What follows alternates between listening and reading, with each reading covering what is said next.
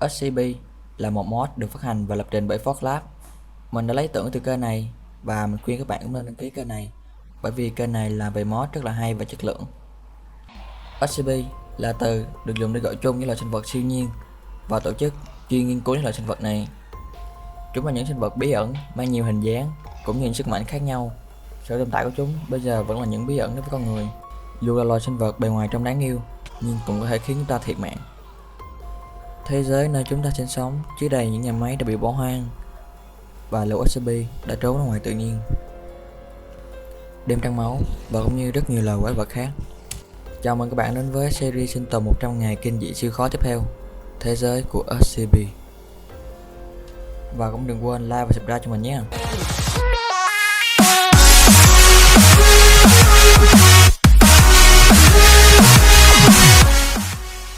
Ok, first day.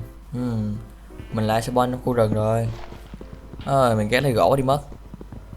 Nhưng mà phải có làm thì mới có ăn chứ. Sau khi lấy một ít gỗ thì mình đi đánh nhau với con cừu. Không phải ăn hiếp gì đâu, nhưng mà mình cần lông cừu chứ. Và đêm trăng máu ở series này chỉ mang tính chất minh họa thôi, tại vì mình để phần trăm rất là thấp. Nguyên series này không biết spawn được 3 đêm không nữa, tại vì lũ SCP thôi đủ đau đầu rồi, tụi nó rất là mạnh luôn. Không hiểu sao mà lại chơi chế độ siêu khó nữa. Khi nhận ra thì là ngày thứ 10 rồi. Mình thấy Forge Lab còn chơi chế độ sinh tồn mà. Lần này mình làm một pha hơi bị mạo hiểm rồi. Sau khi đi vòng vòng thì mình thấy được cái nhà phù thủy.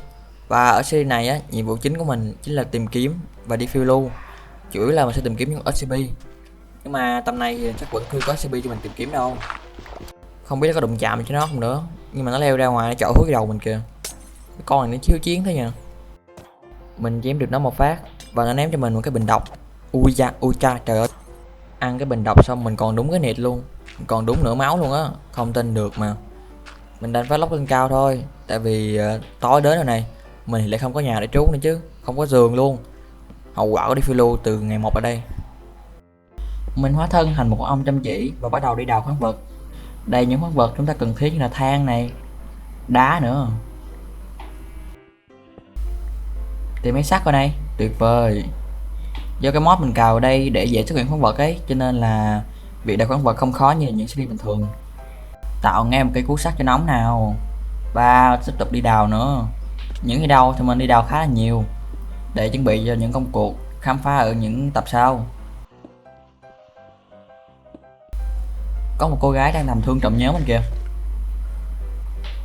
Ủa hello. Mình sẽ giết nó để trả thù cho ngày 1. Lần này mình sẽ không thua nữa đâu.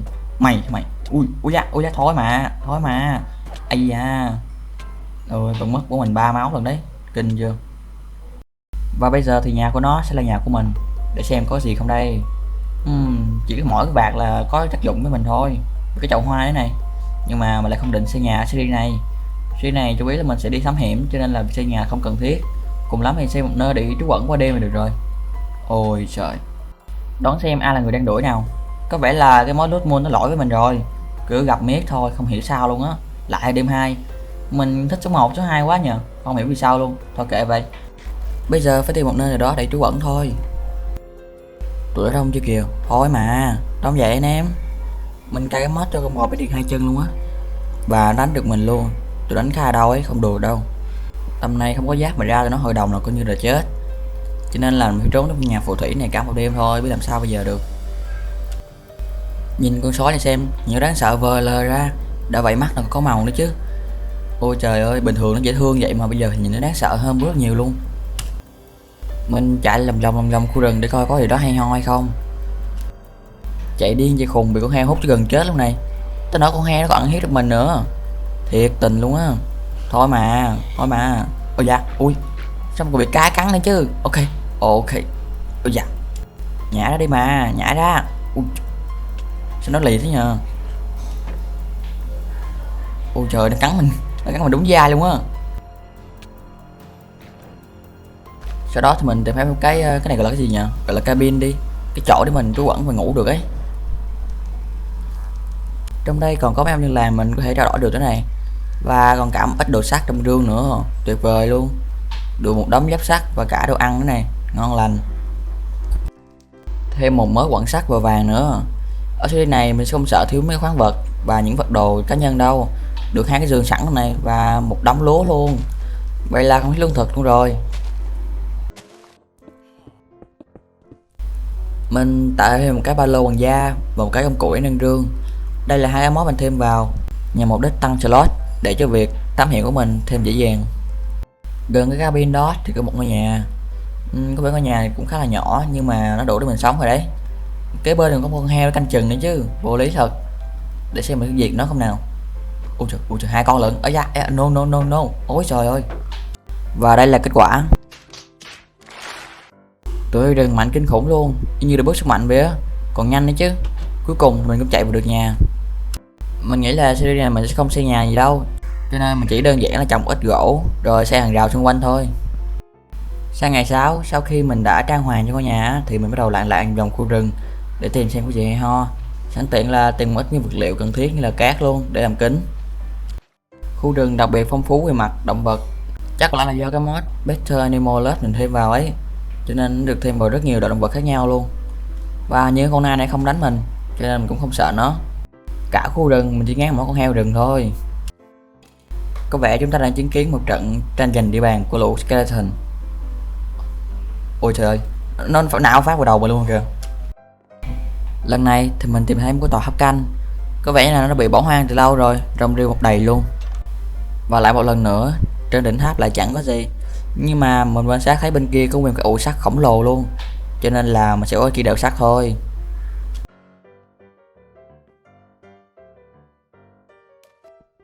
Không biết với số sắt này thì mình có thể chế tạo được bộ giáp không nữa, nhưng mà dù là giáp kim cương cũng vậy thôi. Cho các bạn chưa biết thì lũ SCP mỗi con sẽ có một hiệu ứng khác nhau, và trước khi giết được nạn nhân á thì nó sẽ bộc phát hiệu ứng đó. Dù là mặc giáp gì thì nó cũng bay hơi nhanh thôi. Mình tạo thêm giáp và một cái xô để chuẩn bị cho quá trình trồng trọt. Mình cần một ít lương thực để chuẩn bị cho quá trình phiêu lưu, cũng như là chăn nuôi nữa chứ. Ở những ngày đầu tiên thì mình chỉ đơn thuần là anh nông dân chăm chỉ thôi, tìm hạt giống và trồng trọt.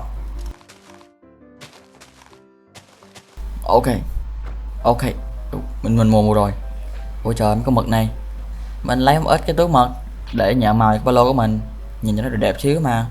Dù gì những ngày đầu tụi quái có ít spawn lắm, cho nên là mình cứ thông thả thôi. Đến lúc chăn nuôi rồi, mình bắt đầu dụ những con bò về chuồng, và số lượng bò này sẽ giúp chúng ta có một ít lượng thịt lớn, không lo đói đâu mọi người ơi.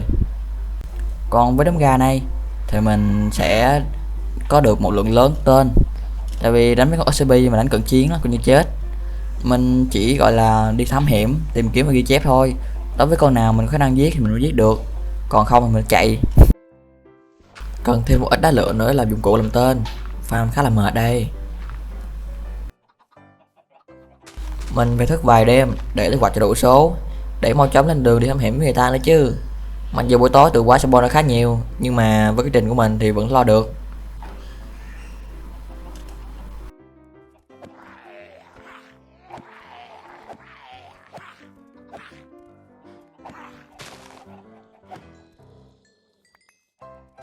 Bên đây cũng có cái sinh trùng cái này, nhưng mà chỉ những con level 1 thôi.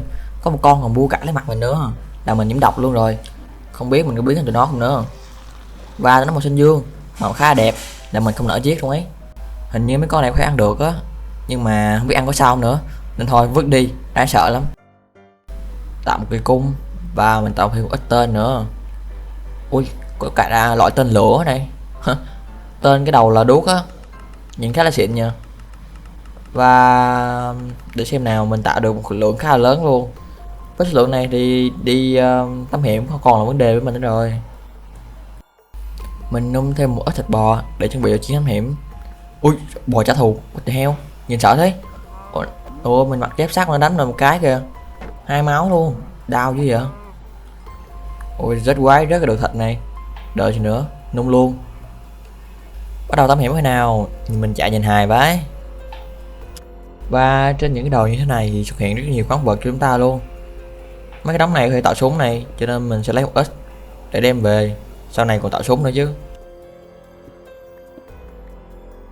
Con chim này nó bay mà như không bay vậy, nó đứng yên một chỗ à, kỳ vậy ta. Ôi, là mình đã có được thêm cái hành tụ nhắm mắt mục tiêu rồi này. Những con quái mới bắt đầu spawn ra. Mấy con này không sợ ánh sáng mặt trời, cho nên spawn kể cả ban ngày luôn. Chỉ có zombie là sợ ánh sáng mặt trời thôi. và Kasten nữa chứ. Mấy con này cũng thuộc dòng Hema, nhưng mà không hiểu sao lại spawn ban ngày được. Nó trong mod The Rising Undead đấy. Ôi thôi mà, tránh sao mình ra đi, không quen nhau, không quen nhau. Ôi chết rồi, trong kia còn có con cỡ bự nữa kìa, nhưng mà mình kill luôn rồi. Lượng kinh nghiệm cũng khá là lớn ấy. Và những bục phảo mình không biết nữa. Ở trong rừng phải nói là đầy quái luôn. Nhìn kia, có một con này gọi là bóng ma thì phải. Đúng rồi, mình thích gọi như vậy á, chứ không biết tên tiếng Anh nó là gì đâu. Đi thám hiểm mà gặp toàn quái thế này. Thôi kệ, mình sẽ thu thập mấy cái vật liệu quái rớt ra, coi bộ cũng khá là hữu ích với mình ấy. Mấy con quái trong rừng cắn đau phết chứ đồ. Nhìn này, ôi trời ơi, nó cắn một phái 2 máu luôn. Sau khi vượt đồi á, thì mình tìm thấy một cái làng. Mấy cái làng chỗ này spawner ra cũng khá là dễ, có điều nó bự hơn cái làng ở Minecraft sinh tồn bình thường thôi. Nhưng mà hình như đen cho mình á là cái làng này không có nhà thờ, cho nên là không có bằng enchant cho mình rồi. Nó có waystone này, nhưng mà chưa có địa điểm được ghi chép. Mình khám phá ngôi làng một xíu, lấy đồ ăn. Ồ, nhiều lúa thật đấy. Một ít đe, vậy gọi là cái đe chứ nhờ. Và thêm giá sách thế này. Công nhận thì ngôi làng nào cũng có thứ này hết trơn, cho nên khỏi lo. Mà bây giờ mình vẫn chưa có được cái kim cương để tập enchant, cho nên số sách này hiện tại là vô dụng. Sẵn tiện thì chú xuống hang và đi mang một xíu luôn chứ ở không cũng làm gì đâu. Công nhận là cái hang này khá là nhỏ, nhưng mà khoáng vật nó rất là nhiều. Tuyệt vời luôn ấy, đủ số để mình tạo súng luôn rồi này. Công nhận là mình phán hơi sớm rồi, hóa ra cái hang này khá là bự. Và ở ngày 20 thì mình đã ghép cái mod Venmine vào. Việc này là mình đã kim cương nhanh hẳn ra, nhưng mà vẫn còn một số thứ mình chưa biết chỉnh, như là mấy cái lốc này mod khác gài vào này, mình không biết chỉnh sao đồ nhanh, cho nên mình phải đào từng lốc thôi. Đào đã đời rồi thì mình đi về nhà. Và gần nhà mình á sẽ spawn một con gì giống như người nợm vậy á, là mình hú hồn luôn. Nhìn đây, ôi trời ơi, làm kiểu đó chứ. Đa số mấy cái mod quái vật mình cài vào á đều không sợ ánh sáng mặt trời, cho nên là nó spawn ban đêm thì ban ngày nó vẫn đứng yên đó, nó không đi đâu cả. Halloween hả? Vô lý vậy.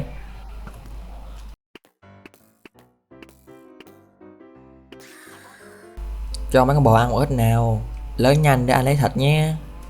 Mình tạo thêm một cái cốc kim cương để dành đi đào đồ. Tới tận ngày hôm nay mình mới nhận ra là mình chưa đủ bộ giáp sắt, cho nên mình tạo cho đủ luôn, không tin được mà. Hèn chi tụi quái đánh mình thốn phết.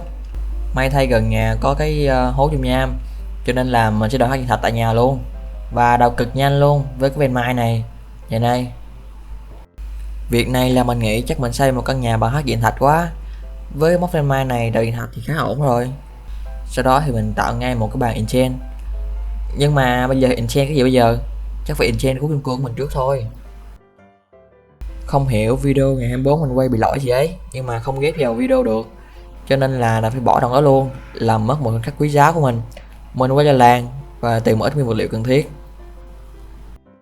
Sẵn tiện thì trao đổi một ít đồ với mấy ông dân làng. Công nhận là mấy em này có đồ ngon thật sự luôn ấy. Mấy ổng còn có sách phép cái này, và toàn sách phép xịn không nha. Nào là sách bảo vệ 4 này, rồi cuốn sách mình chưa từng thấy nữa. Này là Potioner là đọc đúng không? Đọc 1 này, quá tuyệt vời luôn. Cuối cùng thì mình cũng tìm thấy nó, trung tâm nghiên cứu SCP. Nhìn bên ngoài có vẻ khá là hiện đại, và cửa vào hình như tự động luôn kìa, quá xịn luôn. Điều duy nhất mình sợ là không biết còn có SCP này trong đây không nữa, bởi vì trong không gian hẹp như này mà gặp SCP thì khỏi chạy luôn. Trung tâm nghiên cứu này hình như đã bị bỏ hoang rồi, nhưng mà máy móc thì hoạt động vẫn còn rất tốt. Và điều đặc biệt, để qua cửa thì cần phải có một cái card với level tương ứng.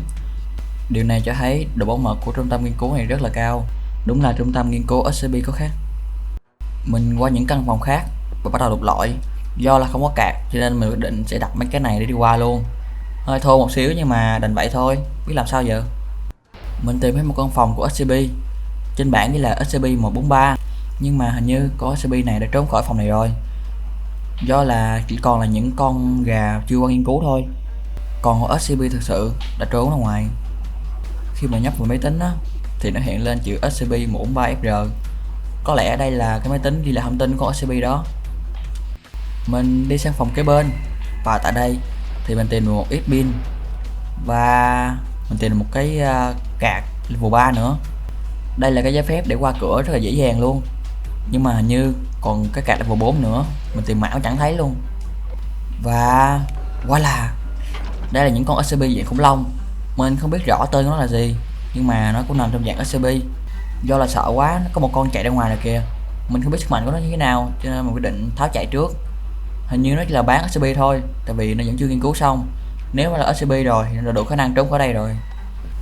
Ui thôi mà. Đừng. Ui nó cứ dí của mình kìa. Và mình bắn cái chục phát nó mới chết kìa. Máu nó trâu dữ vậy. Mình bỏ bắt tụi khủng long và tìm thấy một bản để SCP-020. Có vẻ con SCP này có độ nguy hiểm rất là cao, cho nên cái bảng cảnh báo là màu đỏ, còn các bạn lúc nãy là màu xanh. Và ở đây nó có một cuốn sổ ghi chép. Mình không hiểu chi tiết nó ghi cái gì, nhưng mà nhìn sơ thì cũng biết không phải là chuyện gì tốt rồi. Do quá sợ hãi cho nên mình quyết định sẽ đi về nhà, bởi vì với đống trang bị sắt của mình hiện giờ thì gặp SCP chẳng khác nào cúng mạng cho nó. Mình sẽ quay lại đây vào những ngày gần nhất, bởi vì hiện tại mình không biết có con SCP nào còn sót trong đây không nữa. Chỉ tới mấy con khủng long trong cái phòng giam đó cũng đủ để khiến mình nhức đầu rồi. Sau khi trở về nhà, việc đầu tiên mình nghĩ đến là nâng cấp đồ. Đầu tiên thì mình sẽ tạo một chỗ để enchant đồ trước, sau đó thì đi đào thêm vật liệu và làm giáp. Lần đầu tiên nó đã ra cho mình cái hiệu ứng gia tài 2, nhưng mà mình lại không đủ kinh nghiệm để enchant, cho nên mình phải đi farm một vài con bò. Và zombie ban ngày khá là ít, cho nên là mình farm động vật trước vậy. Ban đêm mình sẽ thức và farm nguyên quái vật sau. Do không phải đi trang máu cho nên tụi quái vật spam ra cũng không nhiều. Mình phải mất tận 2 ngày để farm đủ số kinh nghiệm ấy. Cuối cùng cũng đủ. Mình lấy ngay hiệu ứng gia tài 2 để bắt đầu đi đầu kim cương. Và bonus thêm đó là hiệu ứng hiệu sức 4 và trọng hỏng 3 nữa. Quá tuyệt vời luôn. Mình xuống hang và đầu kim cương. Tại đây thì mình phát hiện một loài quái vật khá là lạ. Đó chính là con nhện màu xanh, nhưng mà nhìn nó tàng hình gì á. Nó rớt ra cho mình một loại tơ khá là lạ. Có lẽ dùng tơ này sẽ tạo ra loại cung mới. Và mình tìm thấy kim cương. Dùng cuốn này thì đào khá là ổn, nhưng mà lúc này thì cái ven mai bị lỗi gì ấy, cho nên phải đào từng viên. Mình còn tìm thấy một loại hang động gì đó khá là lạ, với toàn là những đá lưu xanh thôi, còn có lái này, cái này vô lý thật, sao lại có lái đây được nhờ. Bên cạnh đó thì còn cái hang nói liền là hang băng giá nữa. Mấy cái lốc này khá là đẹp này, mình có thể lấy về trang trí được đấy. Đào đủ số rồi thì về nhà tạo ngay một cái xác kim cương thôi, và mình tạo full là giá kim cương luôn. Sau đó thì mình tạo thêm một cái cung này hình như là Venom gì ấy, nó có khả năng bắn theo tên độc, quá tuyệt vời luôn. Lượng đao của mình sẽ được cải thiện rất nhiều đây. Mình bắt đầu enchant đồ, nhưng mà mình enchant mấy cái này là bảo vệ thôi, tại vì đồ enchant này chủ yếu là để đánh mấy con quái bình thường, còn đối với SCP á thì giảm đam một xíu sau đó thì chạy thôi, chứ làm gì solo lại nó được. Do còn dư khá nhiều kim cương cho nên mình quyết định tạo thêm loại vũ khí mới. Lần này thì mình sẽ dùng một cái kiếm ngắn đi, tại vì mấy kiếm kiểu này á thì đánh mấy con quái rất là dễ, đam lại nhanh nữa, còn kiếm bự thì cồng kềnh quá. Sau khi chuẩn bị đủ đồ thì mình quyết định quay lại nhà máy. Có vẻ là mình sẽ mở hết tất cả các phòng luôn, phòng nào có SCP chịu thôi, đành phải chạy, cùng lắm thì kết thúc ở ngày 30 thôi. Mình quay lại căn phòng của con SCP-020 lần trước, đập một lóc để nhìn bên trong. Đi vào trong thì mình thấy một cái máy như này, không biết là máy gì nữa, nhìn nó khá là lạ luôn. Sau đó thì mình tìm thấy một cái rất là thú vị. Mình nghĩ đây là một SCP dạng súng, tại vì nó kệ súng nhưng mà nó sống kìa, và nó biết những gì bắn mình nữa. Nó không đơn thuần là máy bắn tự động đâu, tại vì nó biết quay tới quay lui kìa. Và nếu các bạn nghe kỹ á thì sẽ nghe tiếng gào rào rào của con gì đó, mình nghĩ nó phát ra từ cái súng này. Và mình bắn rất lâu lại chẳng bị gì cả, trong khi không hiểu sao nó lại gây cho mình loại hiệu ứng rất kỳ lạ luôn, như này, cứ như là bị quay tới quay lui vậy, cực kỳ chóng mặt. Hình như đó là hiệu ứng của một con SCP gì đó, nhưng mà chỉ có số ít con SCP khả năng xuyên tường thôi, cửa đang đóng nên mình cũng đỡ sợ. Bắn hoài mà nó không chết, cho nên mình quyết định bỏ nó qua một bên, cứ như là nó bất tử vậy đó. Và mình bắn thành nó cho nên chắc chắn là dạng sống rồi. Trên bảng ghi là SCP-005, nhưng mà trong căn phòng là chẳng có gì cả, ngoại trừ cuốn sách này và cái máy tính. Đọc nội dung cuốn sách thì nó ghi là xin lỗi, tôi đã đến trước, nghĩa là thứ ở trong căn phòng này đã được một người nào đó lấy đi. Quay trở lại với tụi khủng long, Mình mở cửa ra và bắn một vài con từ bên ngoài. Thứ quái nào mà trong đó lại có con gà chứ? Không lẽ tụi khủng long này là nghiên cứu từ gà mà ra sao? Và mình lại bị cái quấn chó một lần nữa. Lần này mình rất là sợ rồi, cho nên mình đứng thẳng trong góc và bật khiên lên. Mình chắc chắn là có một con SCP đang rình rập mình, bởi vì hiệu ứng chó này không phải đến từ khủng long, cũng không phải cái máy bắn hồi nãy nữa, mà là đến từ một con SCP khác, và mình nghĩ nó có khả năng tàng hình, cho nên mình dọn dẹp tụi khủng long này thật là nhanh, sau đó thì trở về nhà. Công nhận tụi khủng long này máu trâu thật sự ấy, dùng cung độc rồi mà tận 3 phát nó mới chết, và bên trong lại còn rất nhiều nữa chứ, phải dọn dẹp từng con một khá là cực. Sau khi nghe tiếng của tụi khủng long này thì mình chắc chắn tụi nó tiến hóa từ gà rồi, nghe tiếng của nó kìa, y hệt một con gà luôn ấy. Vậy là tụi khủng long này tiến hóa từ gà mà ra sao? Trên đường về thì rốt cuộc mình đã bắt gặp một con SCP thật sự. Con SCP này theo mình biết trên Fortnite có nghĩa là sai gai, nó là con SCP-096 và nó bất tử, cho nên không có khả nào giết được nó cả.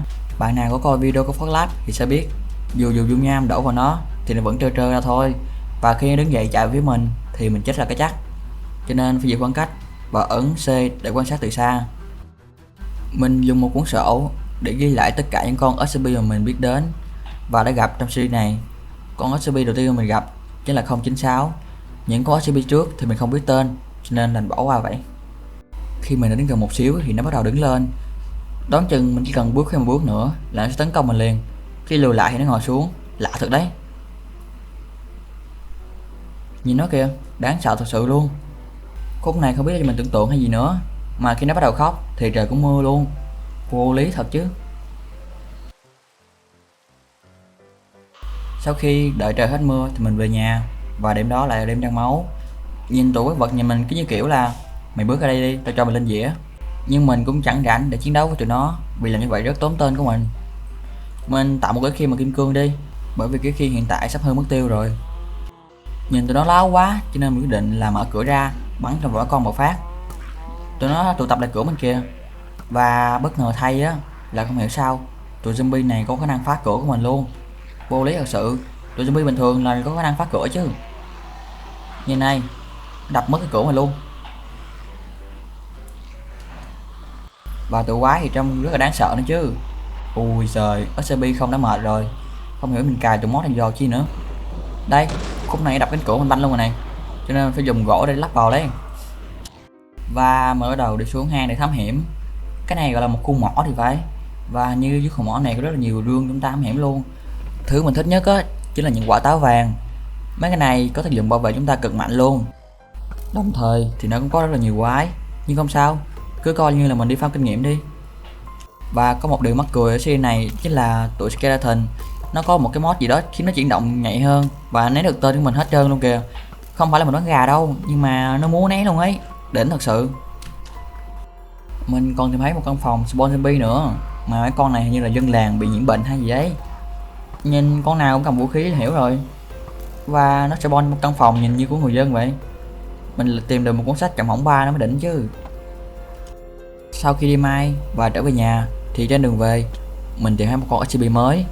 Mình tìm thấy 2 con lận, nhưng mà một con đã trốn nó mất tiêu rồi.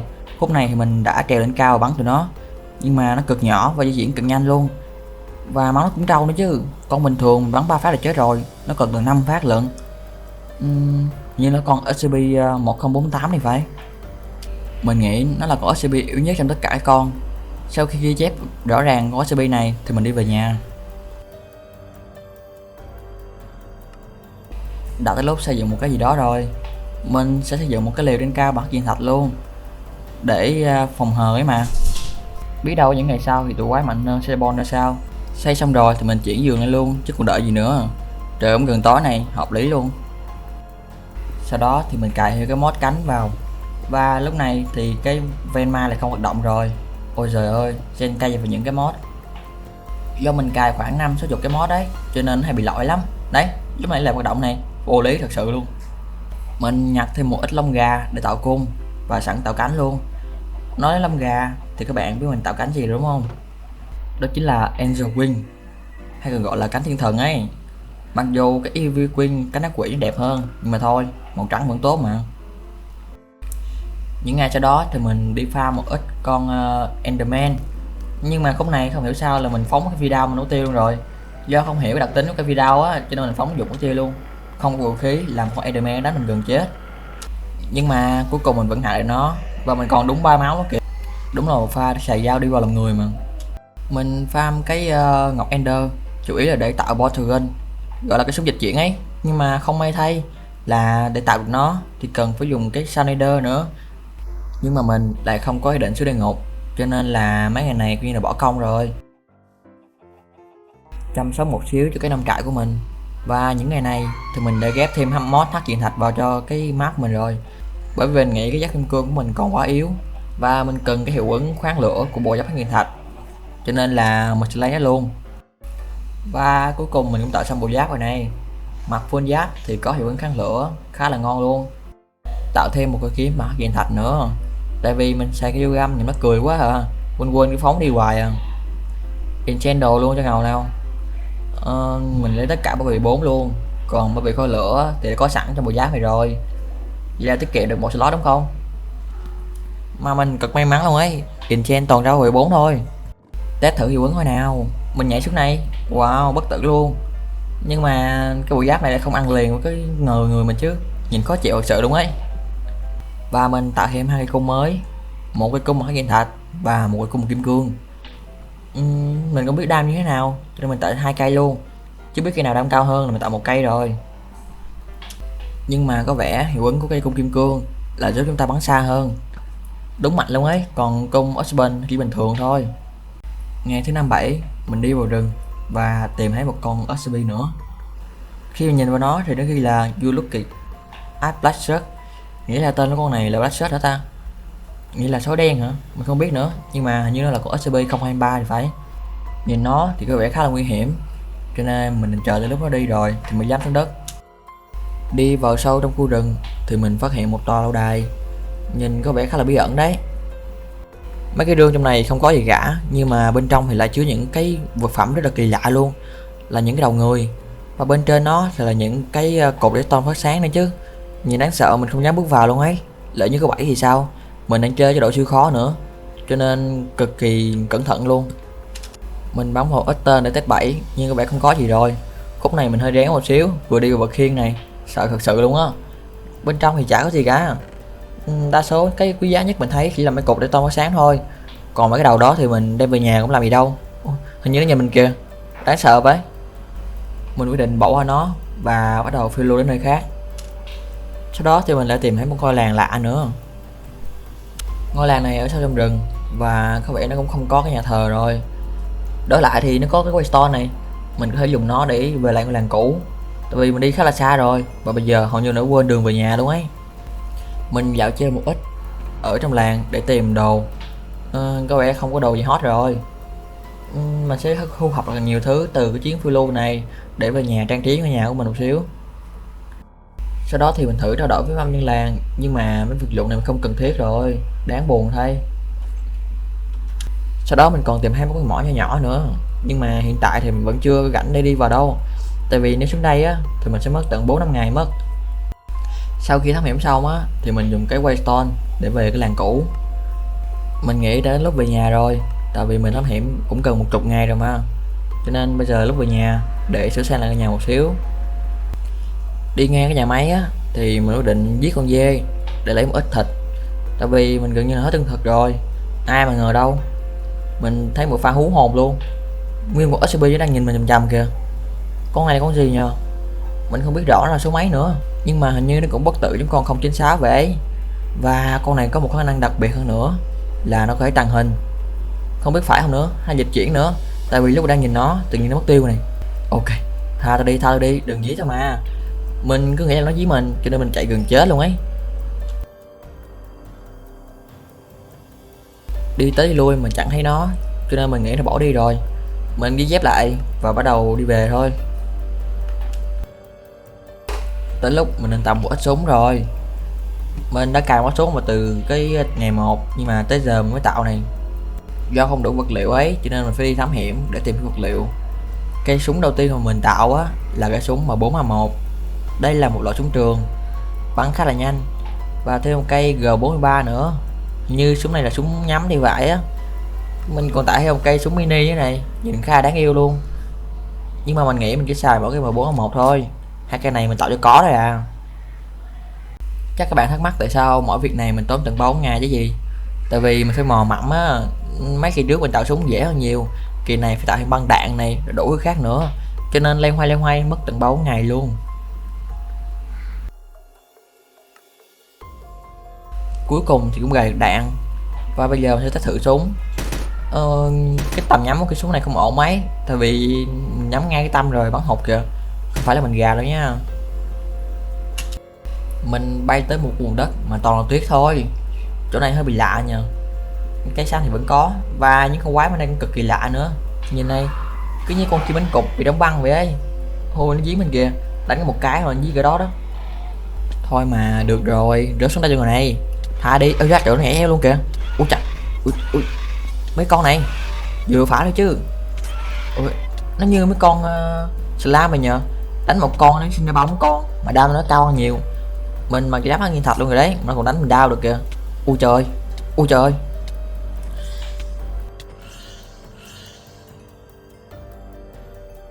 Tại vùng đất này thì mình tìm thấy một con SCP dạng nhện. Con này khá là hiếm thấy đấy, và nó có khả năng là pháp lock and biến những lock đó thành tơ nhện, cực kỳ nguy hiểm luôn. Nếu mà để thời gian lâu á thì nó sẽ biến cả vùng đất này thành tơ nhện mất. Ui, ui trời, cái gì vậy? Thôi tha đi đừng mà. Mình không biết đau nó như thế nào nữa, nhưng mà phải cẩn thận hết sức có thể, biết đâu nó gõng rồi phát mình đi rồi sao. Khúc này phải tránh xa nó ra một xíu, chờ nó chui lại cái tổ thôi. Sau khi nó chui lại vào tổ á thì mình đến gần và đổ dung nham vào. Không biết là cái động vật của độ tơ nhện không nữa, nhưng mà có vẻ hiệu quả đó kìa, nó trào lên kìa. Và các bạn nó chết rồi. Ủa nhanh thế nhở, tính ra nó không trâu mấy. Ban đêm ở chỗ này đáng sợ không kém gì đêm trăng máu cả. Những con quái vật kỳ lạ spawn nữa kìa. Con này hình như chỉ spawn ở vùng nước băng thôi. Ui trời ơi, nó còn dịch chuyển nó gần mình được hai gì ấy. Rõ ràng bên nãy bên cạnh mình có gì đâu. Ôi trời, nhìn này, nó rớt ra được cực nhiều đồ luôn. Mình dự định dùng súng để farm thêm một ít kinh nghiệm nữa. Sau đó thì mình sẽ tìm một chỗ để trú cho qua đêm.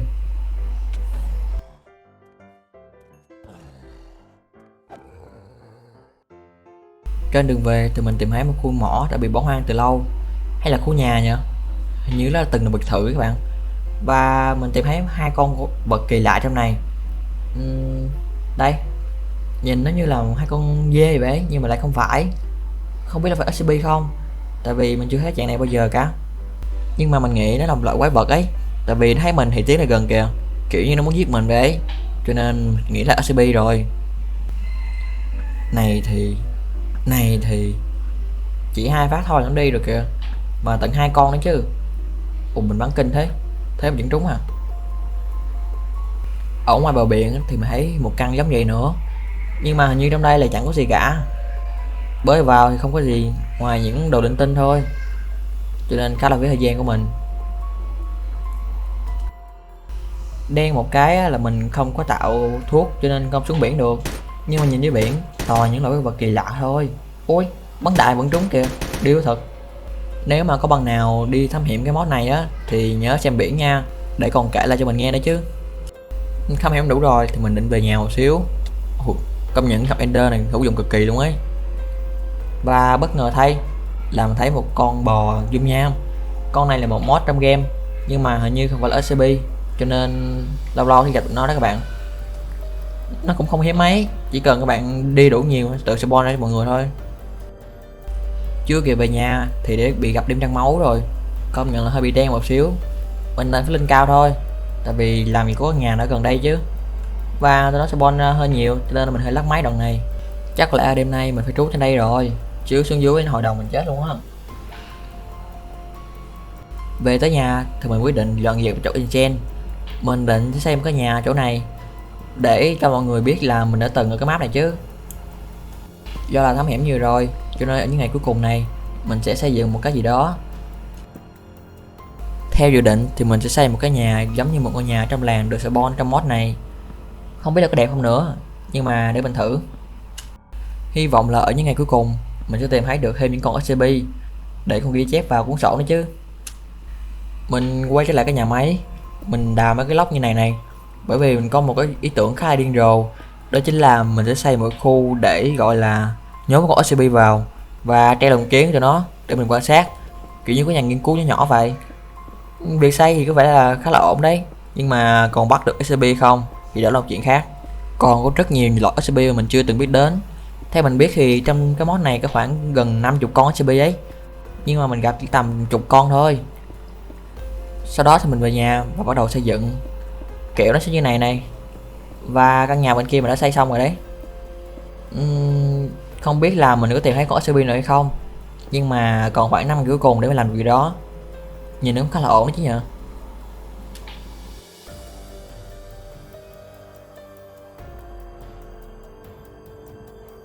Bất ngờ thay, ở ngày thứ 96 mình lại vô tình tìm thấy một cái nhà máy nữa trong lúc đang bay. Đang bay tìm thấy cái gì đen đen phía dưới cho nên mình dừng chân lại. Ai ngờ là một cái nhà máy chứ. Nghe thấy tiếng thì mình nghĩ là tụi khủng long ở dưới chân mình rồi, cho nên mình đào xuống và y chang luôn, nguyên con khủng long thò đầu đó kìa. Đứng từ trên bắn hơi này thì hơi thô một xíu, nhưng mà với nó khá là nhẹ nhàng, cho nên là việc nhẹ thì làm trước chứ. Thôi đi mà bạn ơi, thôi mà, thôi, đã bắt đầu thôi rồi.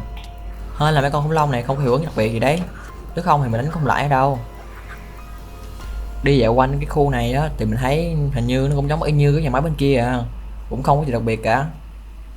Toàn là những con gà, những con khủng long và cái máy bán tự động thôi. Mình quay trở lại cái nơi mình đã tìm thấy con SCP-1048 hồi bữa, tại vì có một con đã trốn chạy được, cho nên lần này mình quyết định quay lại tìm con đó. Ai mà ngờ cái tìm được zombie chứ. Mình dự định sẽ dụ nó về cái nhà của mình để nuôi nó. Kìa, mình đã tìm thấy nó rồi. Nhưng mà đây là pha chơi ngu nhất cái map này của mình luôn. Nó dí vào mình và mình đang mặc full đồ giáp hiện thạch. Mình cứ nghĩ là như vậy là xong rồi chứ. Đây nào, đây nào, lại đây, lại đây, lại đây đi. Ai mà ngờ nó có được một hiệu ứng đặc biệt và nó là mù mình luôn. Mình không có nào để đánh lại nó cả. Đam nó thì cực cao, mỗi lần đánh toàn một cái máu mình thôi à, và mình không thấy nó đâu hết cho nên không bật khiên được.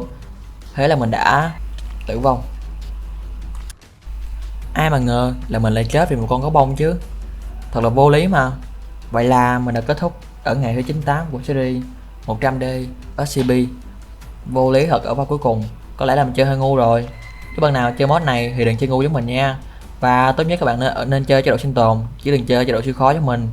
Mình đã phải rất là chật vật từ đầu game đến cuối game luôn ấy, nhưng mà vẫn mất mạng ở ngày thứ 98. Mình đã sinh tồn được 98 ngày, còn các bạn thì sao? Nếu video hay đừng quên like và subscribe cho mình nhé.